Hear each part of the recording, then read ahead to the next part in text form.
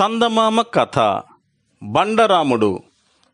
ఎంతో ముచ్చటపడి మా అమ్మ నాన్న నాకు శ్రీరామచంద్రమూర్తి అని రాముల వారి పేరు పెట్టుకున్నారు. పేరు పెట్టారే గాని అంత పొడుగు పెట్టి పిలవటానికి వాళ్ళకే ఓపిక లేకపోయింది. అదీగాక నా వంటి చిన్ని బుర్ర గలవాడికి ఇంత పెద్ద పేరు దేనికి? అందుచేత నా పేరు కుదించి రాముడు అన్నారు. అయితే ఊళ్ళో వాళ్ళు ఈ పేరుకు ముందు రకరకాల తోకలు తగిలించారు. విష్ణుమూర్తికి 1000 నామాలుంటే నాకు 2000 ఉన్నాయి. బండరాముడు, ముద్దురాముడు, రాచిప్పరాముడు, తిక్కరాముడు, మట్టిబుర్ర రాముడు, అడ్డతల రాముడు, పిచ్చిరాముడు, వెర్రిరాముడు, మనుదిన రాముడు, నిద్రమోహన్ రాముడు, దున్నపోతు రాముడు, ఇలా ఎన్నో. మీకు కూడా ఏదన్నా మంచి పేరు దొరికితే దాంతో నన్ను పిలుచుకోండి, నాకేం అభ్యంతరం లేదు. కానీ నాకు మాత్రం ఈ పేర్లన్నిటిలోకి బండరాముడు అనే పేరు చాలా బాగుండేది. ఆ పేరుతోనే నన్ను చాలామంది పిలిచేవాళ్ళు. మా అమ్మ నన్ను రాములు అని పొడుగ్గా పిలిచేది. నాన్న మట్టుకు నన్ను రకరకాలుగా పిలిచేవాడు. ఆయన ఒకసారి పలికినట్టు మరోసారి పలికేవాడు కాదు. నా పేరుతో మా నాన్న నవరసాలు కురిపించేవాడు. ఒక దసరా పండుగ నాడు నాకు అక్షరాభ్యాసం చేశారు. ఆ ముహూర్త బలం ఏమో గాని నేను ఎప్పుడు పుస్తకం పట్టుకున్నా అది నా చేతిలో తల్లకిందులుగానే ఉండేది. పుస్తకం సరిగా పట్టుకోరా పశువా అని మా నాన్న మొట్టిన మొట్టికాయలు, తిట్టిన తిట్లు, పెట్టిన తొడపాశాలు ఇన్నన్నీ కావు. మోద్దు వెదవ, 1000 పుఠాలు వేసిన వీడికి చదువు రాదు, వెనక జనంలో వీడి గాడిదై ఉండాలి అని చెప్పేశాడు మా నాన్న విసుగు పుట్టి. అక్షరాభ్యాసం అయిన నాటి నుంచి నేను ఒక్క విద్య మాత్రం బాగా నేర్చా. అదేంటంటే దెబ్బలు తింటాం. తోటి వాళ్ళంతా నన్నే కొట్టేవాళ్ళు. ఇరుగు పొరుగు వాళ్ళు కూడా తమ పిల్లలకు తగలాల్సిన దెబ్బలు నాకే తగిలించేవారు. పైగా మా ఇంటికి వచ్చి మీ రాముడు ఎట్లా చేశాడు, అట్లా చేశాడు అని ఫిర్యాదు చేసేవాళ్ళు. మా నాన్న నన్ను చావగొట్టేవాడు. ఇక మా అమ్మ కూడా నలాంటి గాడిదని కానీ ఊళ్ళో వాళ్ళ చేత మా నాన్న చేత దెబ్బలు పట్టడానికి అప్పగించినందుకు కోపం వచ్చి నన్నే కొట్టేది. దీనికి తోడు మా నాన్న దగ్గర నేను 8 నెలల పాటు చదువుకున్నాను.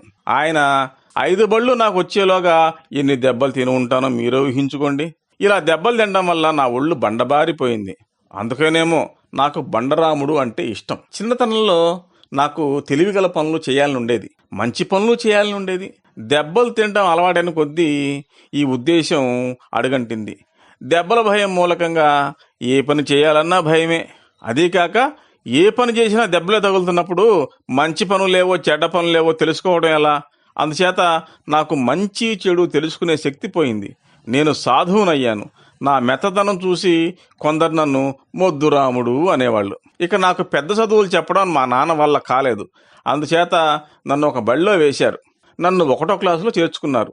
మా క్లాసులోకెల్లా నేనే పొడుగు, వయసులో కూడా నేనే అందరికంటే పెద్ద. అందుచేత మిగిలిన వాళ్ళెవరికి తెలియని విద్య ఒకటి నాకు తెలుసు. అదేమిటంటే చచ్చినా నోరిప్పకపోవటం. నన్ను కొట్టినప్పుడల్లా పెద్దవాళ్ళు నోరుముసుక వేద్దవ్వా, నోరుముసుక అనేవాళ్ళు. వాళ్ళ ఉద్దేశం నేను పైకి ఏడవరాదనో మాట్లాడరాదనో నాకు తెలియదు. నేను మాత్రం నోరు మూసుకోవడం నేర్చుకున్నా. ఒకరోజు సాయంకాలం క్లాసులో మా మాస్టారు పిల్లకాయల్ని ఏం కథ చెప్పమన్నారు అని అడిగారు. పిల్లకాయలు ఎవరు మాట్లాడలేదు. నా పక్కన ఉన్న పిల్లవాడు నా చెవిలో మాయలేడి కథ చెప్పమని అడుగు అని రహస్యంగా ఊదాడు. మాస్టారు, మాయలేడి కథ చెప్పండి అన్నాను. ఎందుకో గాని పిల్లకాయలంతా గొల్లు నవ్వారు. మేస్టారి కళ్ళు చింతనిప్పులల్లే అయ్యాయి. ఆయన పళ్ళు పటపటా కొరుకుతూ అంబశక్తికి మళ్ళే ఒక్కొక్క అడుగు వేసుకుంటూ చేతిలో బెత్తం ఊపుతూ కోతి వెధవ, పొండాకోర్, బద్మాష్ అని తిడుతూ నా మీదకి వచ్చాడు. ఎన్ని దెబ్బలు తిన్నానో నేను లెక్క పెట్టలేదు. ఆ దెబ్బలతో ఆయన కోపం తీరిందో లేదో తెలియదు. అసలు ఆయన నన్ను ఎందుకు కొట్టింది, నేనేం తప్పు చేసింది కూడా నేను ఎరగను. వాచిన కళ్ళతో బూరిలాగా పొంగిన వీపుతో ఇంటికి వెళ్ళేటప్పుడు మా క్లాసు పిల్లకాయ ఒకడు నాతో చెప్పాడు. మేస్టార్ పేరు రమణయ్యట. ఆయన చకచక ఎవరికి అందకుండా నడుస్తాడట. అందుచేత ఆయనకు మాయలేడి అని పేరు పెట్టారంట. అందుకేనట ఆ పేరంటే ఆయన కోపం. మర్నాడు నాకు బడికి పోవడానికి బుద్ధి పుట్టలేదు. కానీ మా నాన్న మొట్టికాయల కంటే పంతులు గారి బెత్తమేనయమని వెళ్ళాను. మేస్టారు నిన్న అనవసరంగా నన్ను కొట్టినందుకు ఇవాళ చాలా బాగా చూశారు.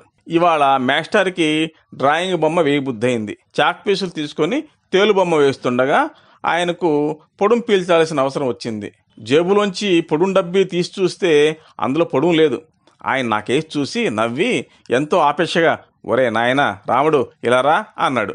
నాకు చెమటలు పోసాయి. కాళ్ళు వణుకుతూ ఆయన దగ్గరికి వెళ్ళా. ఒరే అబ్బాయి, ఈ పక్క దుకాణానికి వెళ్ళి ఓ అర్ధన నస్యం వేయించుకు రాగలవా అన్నాడు. వేయించుకొస్తానండి, నాకు దుకాణాలకు వెళ్ళడం అలవాటే. మా వీధిలో వాళ్ళందరికీ సరుకులు నేనే తెచ్చి పెడతాను, ఇవ్వండి అన్నాను ఉత్సాహంతో.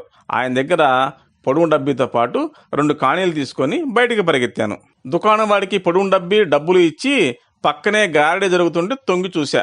గారడీ వాడు తురకంలో ఏదో చెప్తున్నాడు. వాడితో ఇంకొకడు పాడుతూ డోలు కొడుతున్నాడు.